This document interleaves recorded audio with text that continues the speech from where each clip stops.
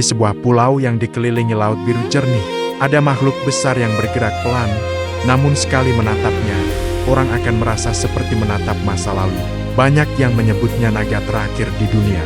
Tapi, dari mana sebenarnya asal Komodo? Inilah legenda yang turun-temurun dijaga penduduk pulau. Dulu, sebelum pulau-pulau di Nusa Tenggara diberi nama seperti sekarang, hiduplah seorang perempuan muda bernama Lewa. Ia tinggal di sebuah desa kecil di tepi pantai, tempat ikan berlimpah dan angin laut selalu membawa wangi garam. Lewa dikenal baik hati dan pemberani, seseorang yang tidak pernah menolak membantu siapapun.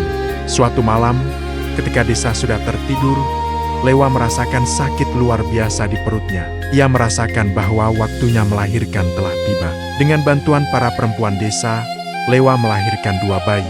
Namun, hanya satu yang berupa manusia. Bayi pertama adalah seorang anak laki-laki yang sehat. Bayi kedua adalah makhluk kecil bersisik, tubuhnya panjang, matanya tajam seperti reptil.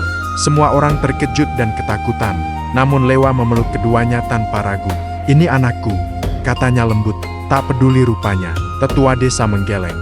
"Lewa, makhluk itu berbahaya. Ia bukan anak manusia." Namun Lewa hanya menjawab, "Kalau ia lahir dari tubuhku, maka aku akan menjaganya."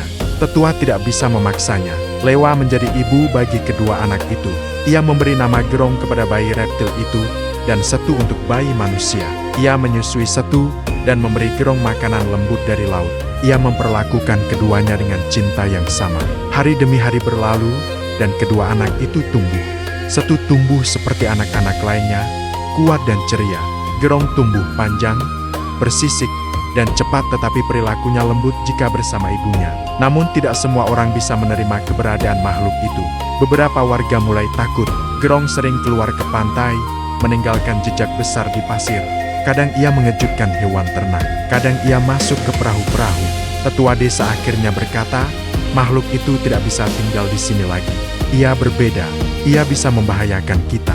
Lewa menolak. Namun suatu hari, ketika Setu sudah remaja, Gerong tanpa sengaja membuat seorang warga jatuh saat ia berlari melewati desa. Orang itu tidak terluka parah, tetapi kejadian itu membuat warga semakin takut. Dengan berat hati, Lewa memutuskan membawa Gerong pergi ke sebuah pulau kecil tak berpenghuni di seberang. "Aku tidak meninggalkanmu," katanya sambil memeluk tubuh bersisik itu. "Aku hanya ingin kau aman." Dan mereka aman. Gerong menatap ibunya dengan mata yang terlihat mengerti, meski tanpa kata. Ia mengikuti perahu kecil Lewa menuju pulau itu. Di pesisir pantai, Lewa mengelus kepalanya. "Tinggallah di sini, Gerong. Kau bebas. Kau anakku. Dan kau bukan makhluk jahat." Lewa kembali ke desanya dengan hati yang hancur. Setu menemui ibunya dan bertanya, "Ibu, di mana kakakku?" Lewa menatap lautan yang berkilau. "Di pulau itu, Setu. Ia berbeda dari kita, tapi ia tetap saudaramu." Beberapa tahun kemudian, Setu tumbuh menjadi pemuda tangguh, pandai berburu dan menyelam. Namun dalam hatinya ia selalu penasaran pada sosok kakaknya, Gerong. Suatu hari, Setu memutuskan menyeberang ke pulau itu. Ia mengayuh perahu kecil, menjejak pantai yang sunyi, dan masuk ke hutan. Di sana, ia melihat jejak besar lebih besar dari manusia manapun. Ketika semak-semak bergoyang, Setu berhenti.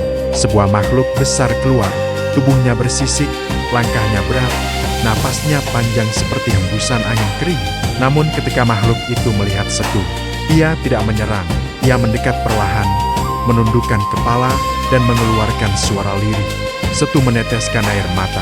"Gerong, kakakku." Sejak hari itu, Setu sering datang ke pulau itu, membawa makanan, duduk bersama Gerong, dan bercerita meski mereka berbicara dalam bahasa yang berbeda. Hubungan itu menjadi legenda tersendiri. Hingga akhirnya, pulau itu mulai dikenal oleh penduduk sekitar. Orang-orang melihat makhluk bersisik besar itu berkeliaran di hutan. Ia tidak mengganggu manusia jika tidak diganggu. Tetua desa berkata, "Kita tidak perlu takut, karena makhluk itu adalah anak dari Lewa. Ia bagian dari kita." Pulau itu pun diberi nama Pulau Komodo, tempat di mana makhluk bersisik besar itu hidup dan berkembang biak. Dan masyarakat percaya, hingga kini, Komodo tetap memiliki sifat lembut di dalam hatinya, sebagai warisan cinta seorang ibu terhadap anak yang berbeda dari dunia.